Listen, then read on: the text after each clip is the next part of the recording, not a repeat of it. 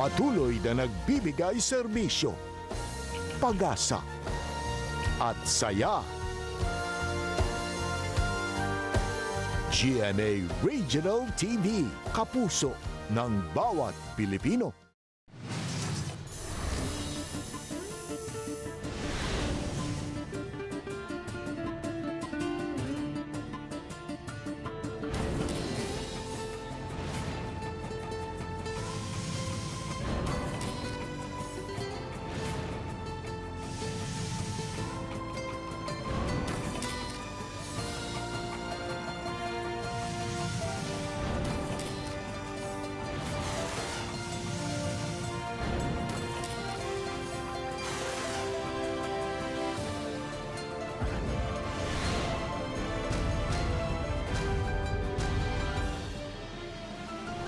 Ang GMA Regional TV, Balitang Bisdak. Mayong hapon, kinang inyong GMA Regional TV, Balitang Bisdak. Ang bugtong kasaligan, kasandigan o kanangpan sa mga Bisaya. Ako si Abril Nga magatod sa labing dako ug mga nagunang balita nga mahinungdanon sa Central ug Eastern Visayas. Ako si Alan Domingo. Ako si Cecil Kibod Castro, live si GMA Complex sa Dakbayan sa Sugbo. Exclusive! Dasok og wa mo saler ang social distancing sa mga nagatang og bus. Laing exclusive, mga nasakpa nga nag-inom og nagduwa sa internetan gihimong prayer warriors.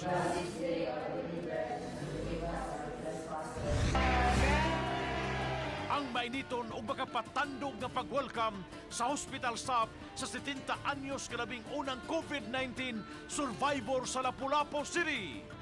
Tanang Mandawihanon, makadawat og relief packs sa laing hugna sa pagpanghatag. Enhanced community quarantine sa Lapu-Lapu City, kinugwayan hangtod sa Abril 28. Go sir, pwede Kung na. giunsa sa Tagatalisay Disaster Team ang pagresponde sa mga PUI o PUMs gipakita. Ani ay dugang idea sa mga nakastay at home aron dili tantong laayan.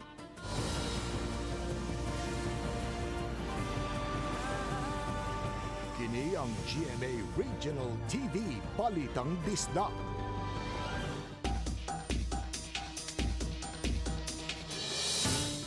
Gipasalig sa Mandawi City Hall nga tanang household ang hatagan og relief pack sa laing hugna nga himuon nilang distribution ini. Taliwa kini sa taho nga dili gyud tanan ang mahatagan og kwartang isaan sa national government sa Social Amelioration Program. Sa karon nangandam na ang mga personnel alang sa ikaduha ug ikatulog nga hugna sa distribution. Ang report ni Nico Sereno.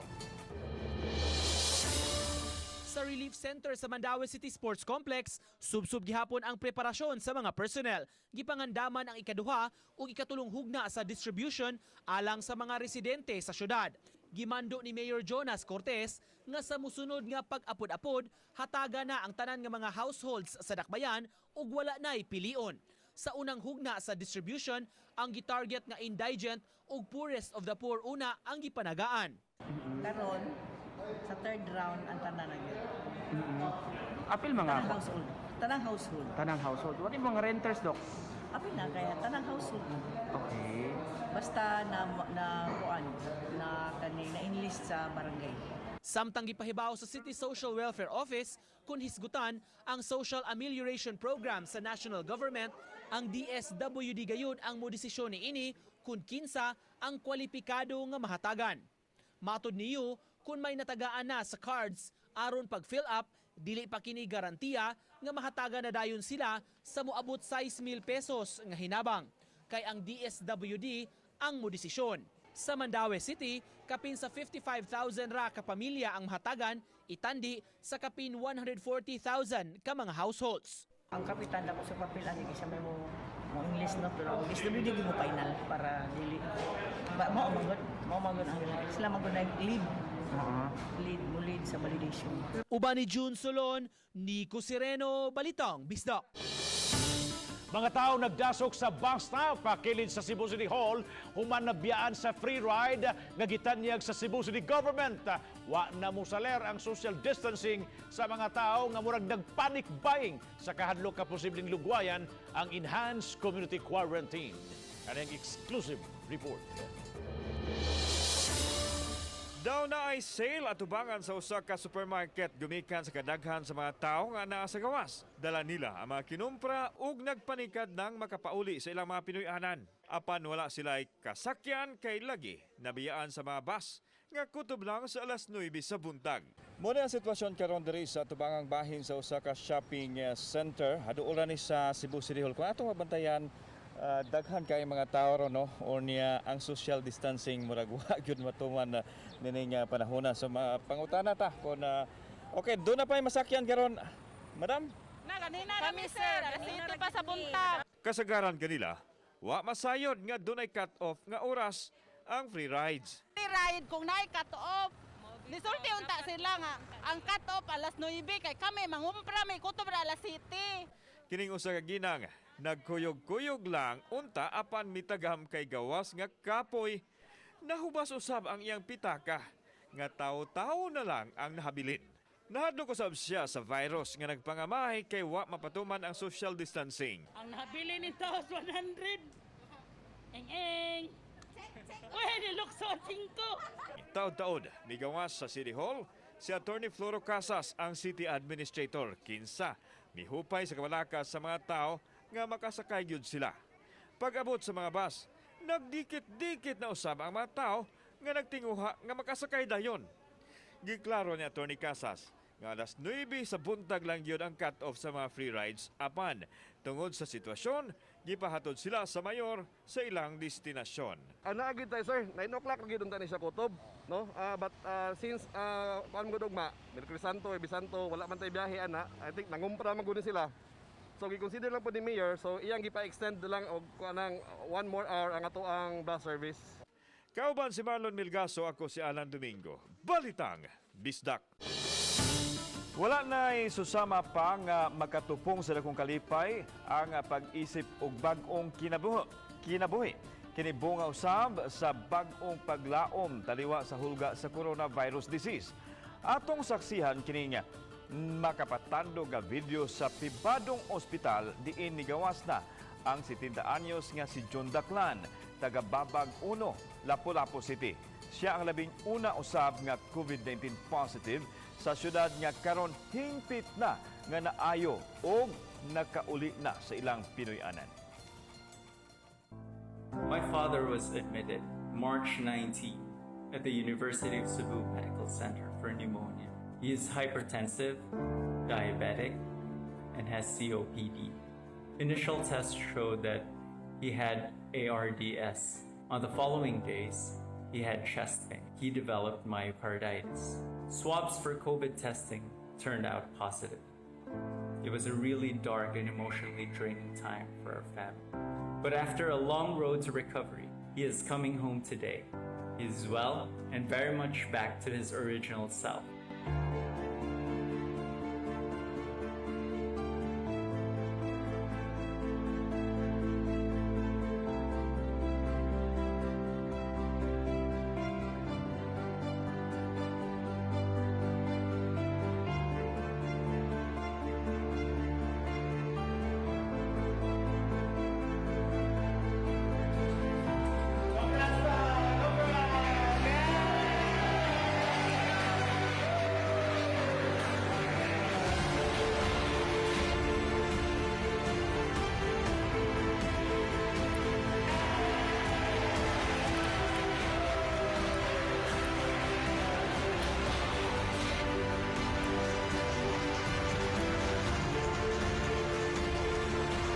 My family and I are overwhelmed with happiness. We would like to express our heartfelt gratitude for taking care of us in our time of need.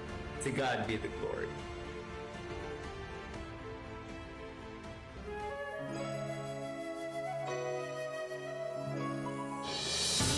Bisan pa man og mingaw ug way kalihukan ang simbahang Katoliko subay sa nagsingabot nga Semana Santa ning tuiga tungod sa COVID-19, National Shrine sa Birhen sa Regla sa Dakbayan sa Lapu-Lapu nangitag paagi nga makasalmot gihapon ang ubang upunganon pagbalaan sa Semana Santa. Si Fe Maridumabok sa report. Ning panahon sa Semana Santa, sagad unta magkatapok ang magtutuo sa simbahang Katoliko alang sa dakalanlaing kalihukan. Sud sa dugayng katuigan kining simbahan sa National Shrine sa Birhen sa Regla dinhi sa Dakbayan sa Lapu-Lapu. Ang usa sa dagsaan sa daghang mga debotog sa mga magtutuo sa simbahang Katoliko panahon sa Semana Santa.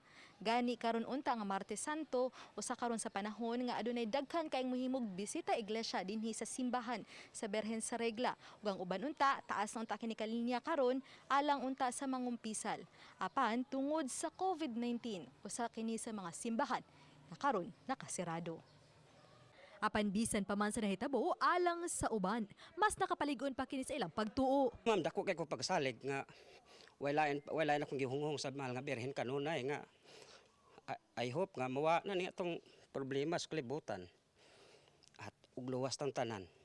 Dinhi sa simbahan sa Birhen sa Regla, gawas nga naka-live streaming ang ilang mga santos nga misa ug pipila sa kalihukan ning Semana Santa. Mato di Father Bernard Corpus, ang ilang 17 katrompa ang patingugod sugod karong Huwebes Santo. Kinaron madungog sa ubang upunganon. Pascal Triduum sa Huwebes Santo, Biyernes Santo ug sa gabi sa Sabado. Gamiton gyud na kini mga sound system nato sa gawas aron di agayod makadungog gayod ang mga nasa palibot sa simbahan. Giyawag usab sa pare kadiha sa tagsa ka panimay, mamahimong sila na mismo muhimo sa naandan nga pipila ka kalihukan sa Semana Santa. Sama na lang ang Last Supper ug hugas sa tiil. Tungod sa technology nato karon sa social media, ma-live man gyud na siya, so makabalog sila asa na ang Birhen murag ana ba.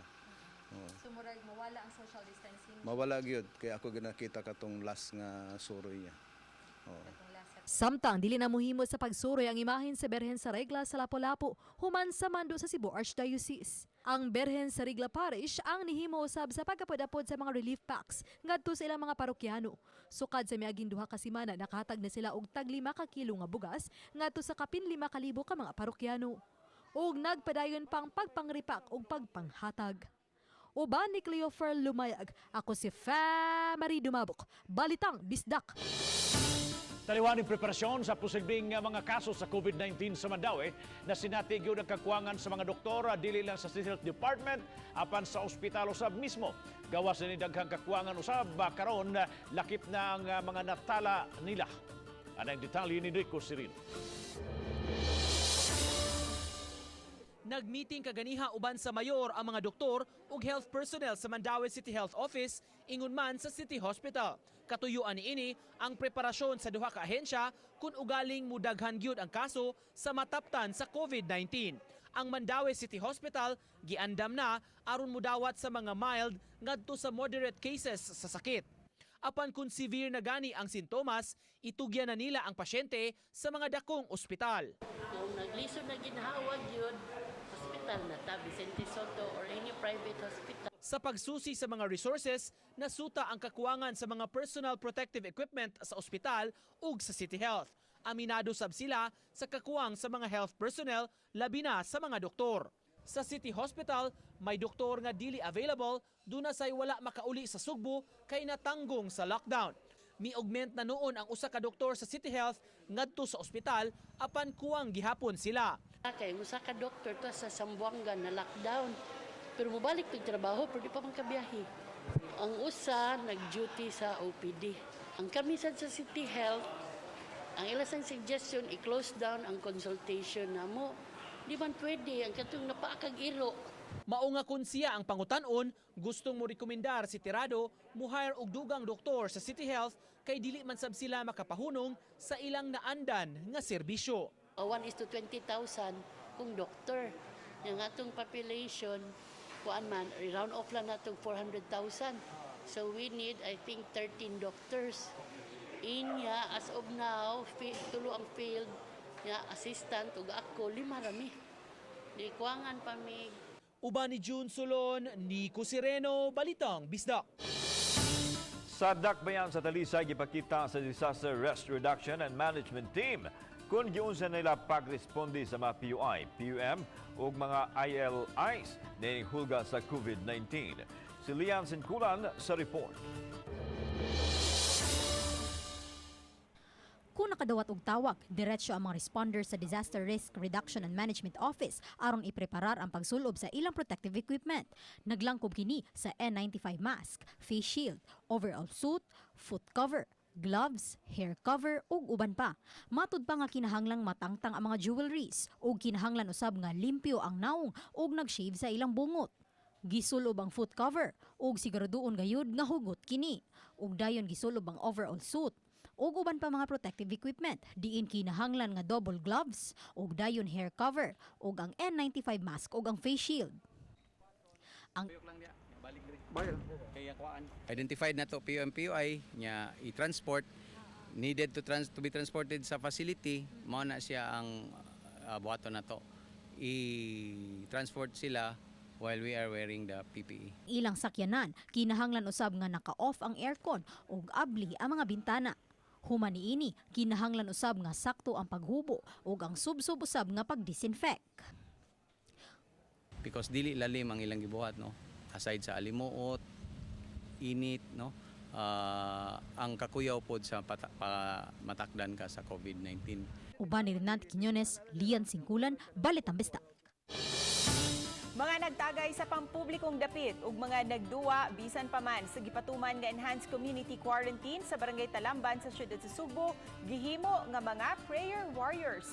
Gipaluhod sila o gipapangadji sa rosaryo aron pagpahigmata sa ilang kasaypanan. Ani ang exclusive report.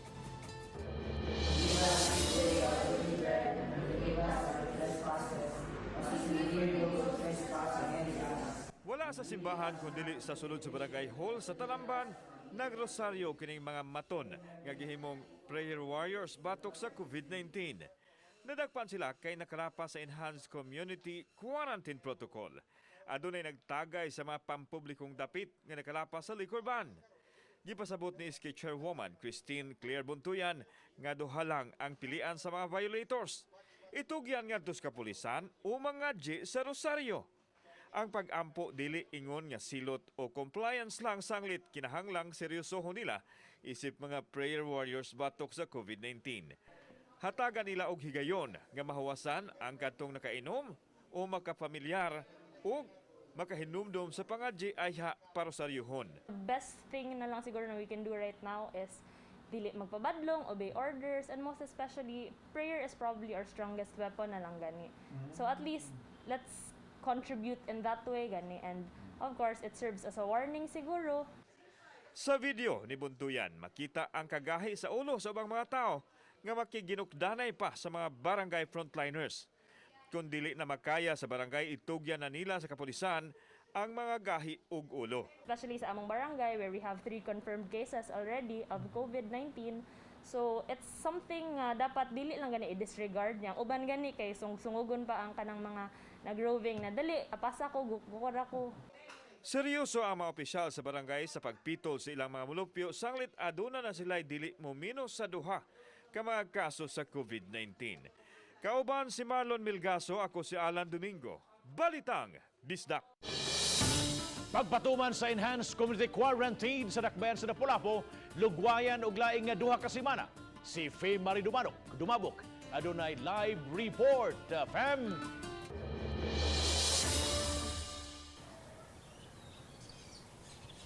Yes, Bob, kanang gipahibaw ni Lapu-Lapu City Mayor Jonard Ahong Chan nga inay kutob unta karong Abril 14 ang pagpatuman sa enhanced community quarantine diya sa dakbayan sa Lapu-Lapu. Lugwayan kini og duha ka semana kun hangtod na sa Abril 28 ang pagpatuman sa ECQ. Kinisubay na sa ipagawas unya nga kamanduan kun executive order ni Mayor Chan. Hangtod nga zero o wala nagyoy kaso sa COVID-19 sa syudad sa Lapu-Lapu, una palib kaso ni Chan ang pagpatuman sa SCQ sa Dakbayan. Matod sa mayor nga nakadesisyon siya nga lugwayan pa og duha ka semana ang SCQ, human ang ikatulong biktima sa COVID-19 sa Lapu-Lapu City, white travel history. Iyang gipasabot nga panaganalang kini nga way mahitabong local transmission. Gipaabot karon sa dakbayan ang resulta sa swab test sa katabang sa nag-COVID-19 positive kag hilantan. Parehong naka-quarantine usab ang pamilya sa katabang ug ang 67 anyos nga mo'y katulong kaso sa COVID-19 sa Lapu-Lapu. Sa ato ang pananaw nga it's local transmission lang. Kay naara magid sa balay. Unya ang kuan lang ang iyahang katabang nagkahilanat unya kay stay out. Adunaw sa himong amendment sa bagong kamanduan sa mayor, human gi-review ang pagpatuman sa provision sa unang EO sa ECQ. Sama na lang sa mga lista sa mga exempted, diha sa gipatuman nga free ride, pagpahimutang og mobile market o guban pang kausaban o i-improve sa gipatuman nga ECQ. Gipasalig usab sa mayor nga dunay igong supply pa sila sa bugas nga ihatag alang sa mga kabus nga punganon ug niadto mga nawad-an silang panginabuhian. Kung tag 5 kilos in every wave nila, mahog og napo ka wave. But we will try na makahatag ta og one time tag 10 o 15 kilos. Og Bob, matod sa ni Chan nga ning si manaha gipaabot nga moabot ang 50,000 ka mga sakong bugas nga moidugang iyapod-apod ngadto sa mga upunganon og sugod usab karong hapon lakip na sa giapod-apod sa kagamhanan sa dakbayan sa Lapu-Lapu ang kinarton sa mga gatas alang sa mga bata kansa mga ginikanan ang nawad-an og panginabuhian o wanay igong kwarta nga ikapamalit og mga gatas alang sa ilang mga anak. Bob. Thank you so much, Fem Dumabok, sa imong live report. Aron pawala sa laay ning panahon sa enhanced community quarantine, ani usa ka batan-on nga nagpractice gyud og backyard gardening. Si Lian Sinkulan sa report. Gipahimusla ni ining 19 anyos nga si Mark Cueva, taga Barangay San Isidro sa Dakbayan sa Talisay, ang panahon sa enhanced community quarantine. Kinitungod kay gawas sa panimalay sa iyang apuhan, nangunay gyud siya og pananom og mga utanon. Kaganiha, baguhay lang niyang natanom ang sibuyas dahon nga napalit niya dihang may nanuroy og utanon sa ilang sityo. Matod ni Mark, ang iyang gigamit aron katamnan ang mga galon nga recycled o gihimo niya kining kaang. Encourage or i-develop sa mga youth mga is to backyard gardening. Kay if may ngunta og backyard gardening good ma'am, kay aside sa organic sad siya, makasave ta og kwarta good sa kuan. Makasave ta og money. Usa ka agriculture student si Mark, mao nang mahiligo na gud siya nga mananom. Nagtungha siya sa usa ka eskwelahan sa lungsod sa Argao ug didto sa iyang giabangan aduna usab siya'y mga natanom. Kini sama sa sili, mga mani, munggos ug uban pa. Gani ubay-ubay na usab siya og na-harvest gumikan sa pagpananom. Karon kay napundo lang una siya sa Dakbayan sa Talisay, nagsugod na lang usab siya og pananom. Matod ni Mark nga aron mabuhi gyud ang mga gipangtanom ning panahon sa ting-init, kinahanglan nga landong ang lugar nga butangan niini. If ngun aron ting init, so mangita ta og lugar nga kanang shaded lang siya kay different nga mga klase-klase nga tanom, klase-klase man sad nga kanang sunlight nga ilang kuan. For example, nganang ta moingon ta og kanang ornamentals nga kay cactus, mga succulents. So dapat gid sila nga kanang mga full sun. Pero when it comes sa kaning mga vegetables, kay dapat gid nga shaded lang gid siya. Uban ni Renate Quiñones, Lian Sinkulan, Balitang Bisdak. Mga kapuso, kamusta na po kayong lahat? Sana po ay nasa ayos ang inyong kalagayan sa kabila ng mga krisis na pinagdadaanan natin dahil sa COVID-19 virus. At habang nasa bahay po kayo ninyo, iniimbitahan po namin kayo na manood muli ng Meant to Be na ipapalabas ngayong Lunes, April 6 sa GMA Telebabad po yan, 9:30 PM pagkatapos po ng Kambal Karibal. Ang gusto lang po namin ay pangitiin kayo at bigyan kayo ng kaligayahan sa kabila ng mga nararanasan natin ngayon. Basta mga kapuso, kapit lang po tayo. Lagi po tayong magdarasal. God bless po and keep safe everyone.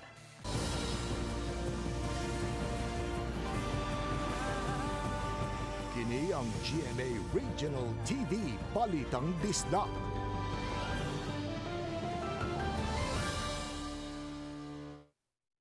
Hello po sa inyo mga kapuso. Sana po ay nasa mabuting kalagayan po kayo ngayon na may pinagdadaanan po tayong krisis, ang COVID-19. Mag-ingat po tayong lahat at huwag na po tayong lumabas kung hindi naman po kailangan. At dahil nasa mga bahay po tayo, inimbitahan ko na rin po kayo na manood ng Meant to Be sa GMA Telebabad. Ngayong darating na linggo na po yan, April 6, 9:30 PM pagkatapos po yan ng Kambal Karibal. Sana po ay makapaghatid po kami ng kasiyahan sa inyong mga tahanan. Salamat! Salamat po!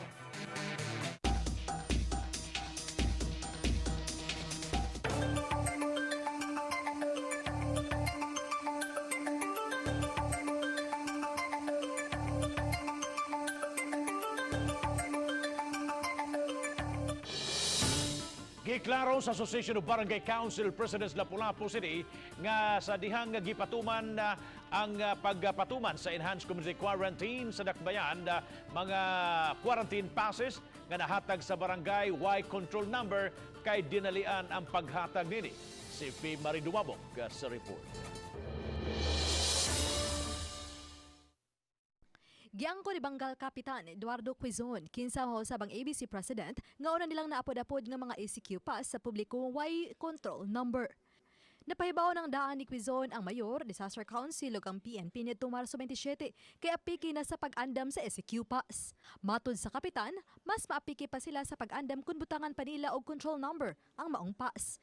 Giingong miuyo niini si Mayor Jonard Ahong Chan. Apan gikahibong na lang ni Quizon nga gatusan sa ilang mga mulupyo sa maong barangay ang gitanggong sa Lapu-Lapu City Police Office kagahapon. Okay ba nga amo na lang ning hatag ang mga without control number so ninggo sila. So that is why nag-upod mi. Pero gahapon lang nahibong mi nganong gidakop man ni nga nakibaw man sila daan sa rason. So gusto lang ako mapahibaw sa mga tao nga dili to fault namo.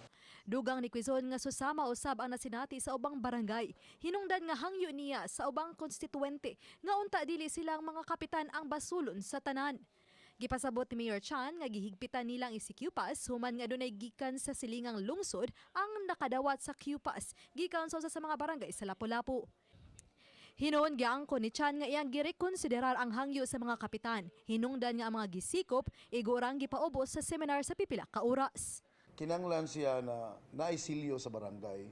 And sayo na mungod kay pagkopya sa maong ID pass because it's made of bond paper and they can reproduce. Hinon karon aron dili na gyud mahitabo pa ang kalibog tali sa kapulisan ug sa upunganon, nasabutan nilang tanang kapitan nga moimprinta og bag-ong mga ECQ pass diha sa barangay ug gibutangan na gyud kini og control number ug silyo. Dili na gid ni sa mahitabo, it's because kami karon mga kapitan labi na sa amo diri barangay naghimo mig bag-o, nag-overtime nag-distribute na sad mi karon with corresponding control number ug names. So at least wala na rason nga madakop sila. Since moadto man sila gyud sa balay kay mag-house to house man sila to deliver the goods no sa bugas. So i-deliver nila, pwede nilang ingnon nga this is the new Q pass. If possible, kung pwede, i-surrender nila to. Uban ni Cleofer Lumayag, ako si Marie Dumabok, Balitang Bisdak. Naglibog ang mga kapitan sa barangay sa Cebu City kung unsaon nila sa pagpasabot ang mga tao kalabot sa Special Amelioration Program kon SAP. Kay dili man ang tanan makadawat. Samtang ang ubang barangay padayon sa paghatag silang ayuda sa mga mulupyo gamit ang kaugalingon nilang pundo. Ano ang report?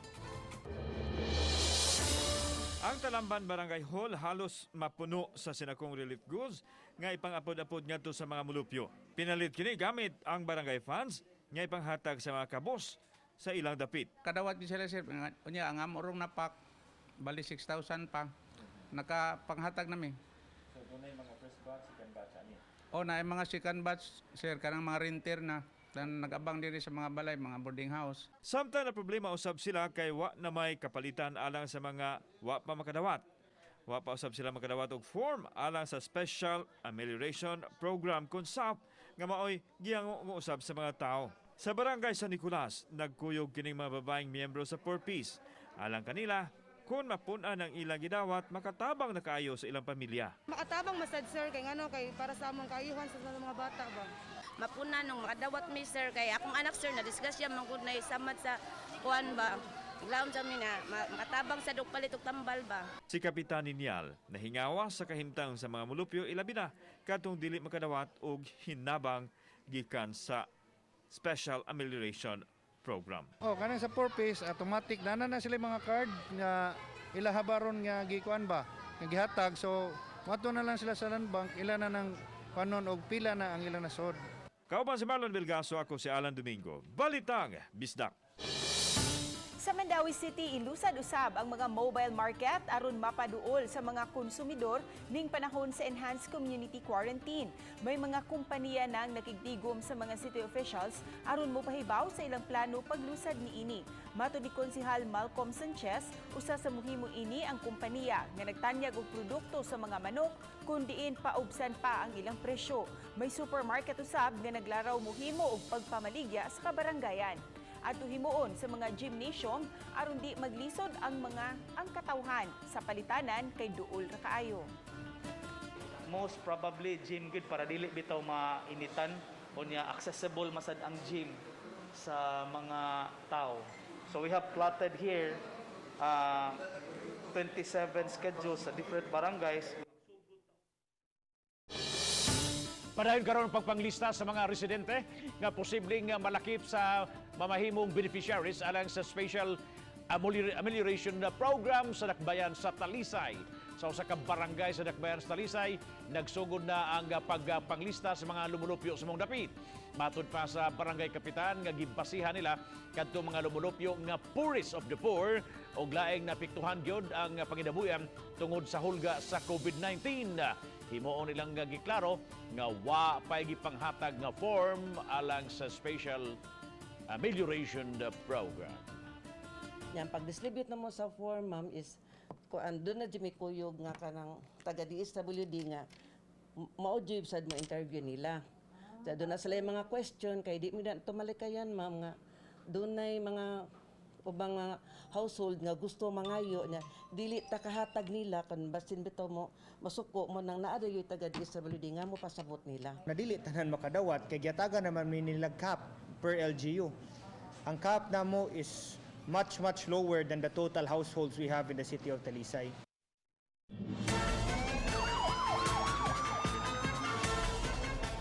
Usa ka mananahi ang patay diha dayon human gisod sa duha ka armadong lalaki ang ilang panimay sa sitio Suba Maslog, Barangay Basak, Lapu-Lapu City.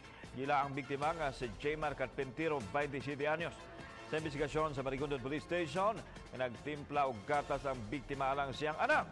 Sa dihang kalit lang siyang gipusil pipila ka higayon sa duha ka wa mailhing lalaki sa iyang buko-buko o sa naong na mahinungdan sa hinanali niyang kamatayon.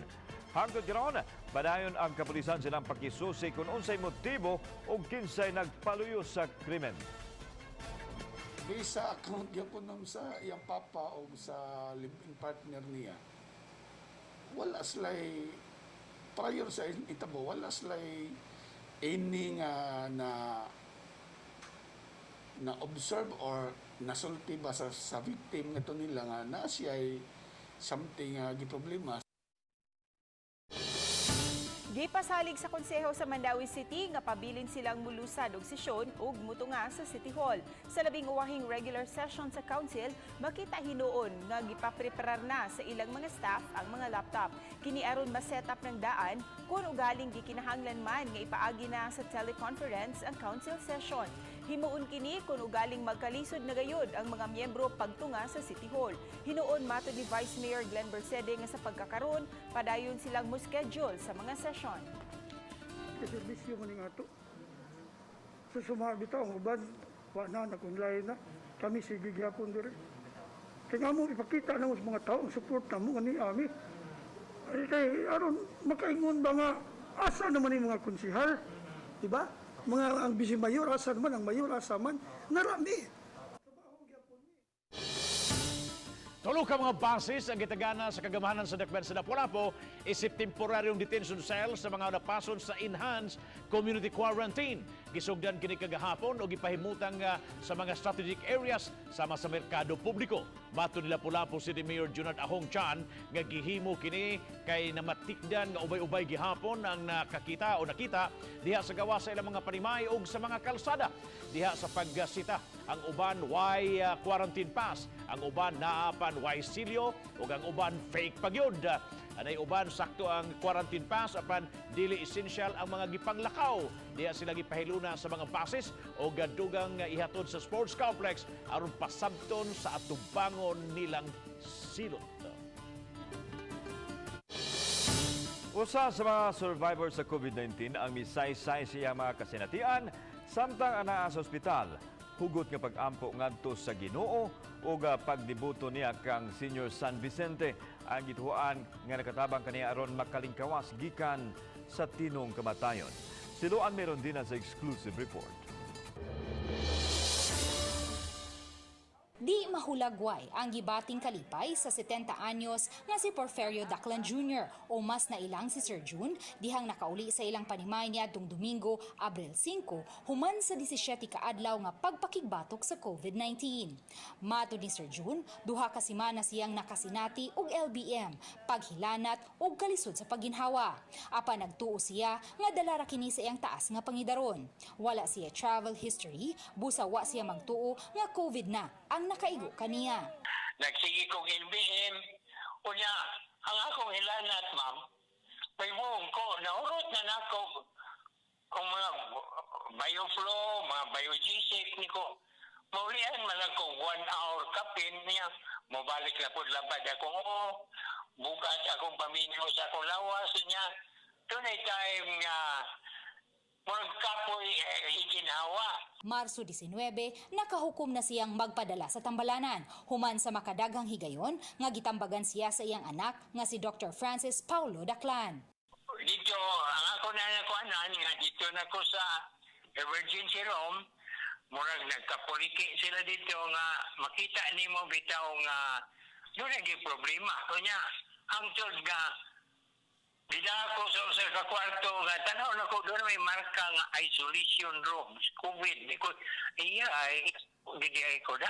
Samtang dito sa tambalanan, may higayon nga namilin-bili na siya sa iyang anak nga si Dr. Francis. Nagtuo siyang lisod ng maluwas sa coronavirus disease. Nagka-feel naman ko ang mga murag wala akong tsansa sa kuan slim na jud kayo murag nakaingon ko nga murag mao na gitingali ang akong panahon.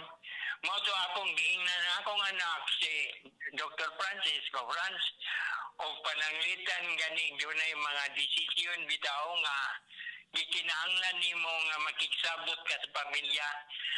Ayaw na lang siguna-una ana. Kay kinintanan ako ning isalig. Usala akong pangayo nimo. Sangpita ang Ginoo. Sangpita ang atong patrona sa Lapu-Lapu ang biring. Apan tungod sa hugot nga pag-ampo niya ug sa iyang pamilya ngadto sa Ginoo, nakalingkawas siya sa diriyot nga kamatayon. Diboto ni Senior San Vicente si Sir June ug dako ang iyang pagtuo nga milagro gikan sa Dios ang iyang nadawat. Ang adlaw nga siya na discharge mao man usab ang kapistahan ni Senior San Vicente.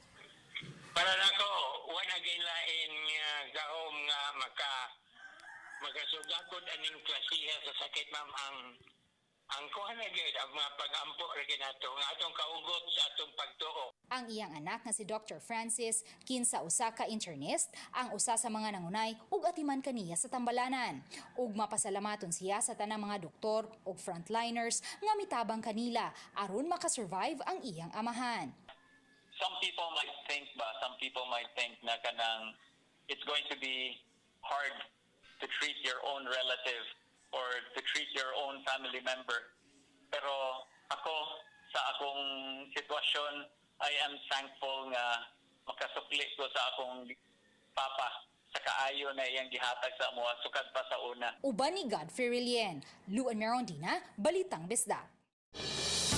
Ginugwayan ni Presidente Rodrigo Duterte ang enhanced community quarantine sa tibuok Luzon subay sa rekomendasyon sa Interagency Task Force for the Management of Emerging Infectious Diseases. Samtang dili malakip ang Visayas ug Mindanao sa ginugwayan nga ECQ sa Luzon. Si Chelo Valiana sa report. Formal na inirekomenda ng IATF ang pag-extend ng ECQ hanggang 11:59 p.m. ng April 30, 2020. Gipasabot ni Secretary Carlo Nograles ti pamaba sa Interagency Task Force kon IATF nga kini aron mapungan pa ang pagkatap sa coronavirus disease 2019. Matod ni Nograles, gidawat sa presidente ang rekomendasyon sa IATF. Kung tayo po ay nag-enhance community quarantine ng March 15, kailan po talaga natin makikita yung tinatawag na earliest effect ng ECQ? March 15 plus 14 days sa garinat natin equals March 29. Iyang gipasabot nga sa dugang mga adlaw nga mapailawom ang Luzon sa enhanced community quarantine, diha pa makita kung epektibo ba kini pagpugong sa pagkatap sa COVID-19. Ang most likely na makita natin ang mas klarong naging effect ng ECQ, most likely makikita natin ng mid-April. Apan gipasabot ni Nograles nga alang lang kini sa tibok Luzon ug wa maglakip sa Kabisayan ug Mindanao apan padayon nila kining gi-monitor. Samtang awhag sa presidente sa mga ahensya sa gamhanan nga hatagan og una ang 10 kabus nga labing apektado karon sa enhanced community quarantine. Chalo Valiena, Balitang Bisdak. Mga kapuso, subli namong paimangno kaninyo ang atong kaluwasan sa COVID-19 na naaragyod sa atong mga kamot. Mao nga kanunay lang gyud ang pagpanghugas gamit ang sabon ug tubig o bakaha alcohol. Likay-ilang gayud, una ang paggawas-gawas sa mga Pinoy-anan. Apan, kung gikinahanglan gayud, pagsulob og mask o mo distansya. Labi na kay holiday Halloween karon mga kapuso, amo na ipahibaw ha. Nga kutob lang og mga adlaw ang atong regular programming Merkulis mga kapuso. Atong isalig nato sa Ginoo, pinagis pag-ampo ang mga kapuso nato, labi pa to natakbuyan o kitang tanan luwason ta. Nga magpadayon ang atong serbisyong tinudanay tungod kay local news matters. Dahil salamat sa mga kapuso nato apil lang na sa gawa sa nasod nga nagisayod sa mga dagko o mga nagunang balita sa rehiyon.